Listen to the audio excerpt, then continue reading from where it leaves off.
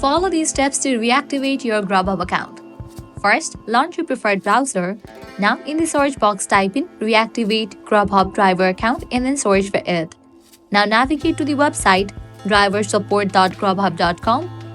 You'll be directed to this kind of page. Now, scrolling down, you'll find this option, Fill out this form. In order to unpause your account, you'll need to fill out this form. So click on that. You'll be directed to this page. Now you have to submit a request. First, provide your email address that is linked with your Grubhub account. Then type in the first name, last name, select a topic. You can select termination appeals. Now go ahead and type in the email address that is linked with your Grubhub account that you want to recover. Now type in the phone number that you have used to create your Grubhub account. Now in the subject, type in Reactivate Grubhub account. After you type in your topic, you're gonna find suggested articles. You can go through these articles as well. These might also help you.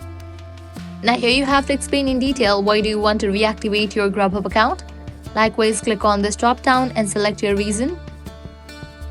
If you do have a screenshot of your profile, you can add that as well. And once you fill out all these, you can click on submit. With that, Grubhub support team will get back to you. Make sure you check your mail.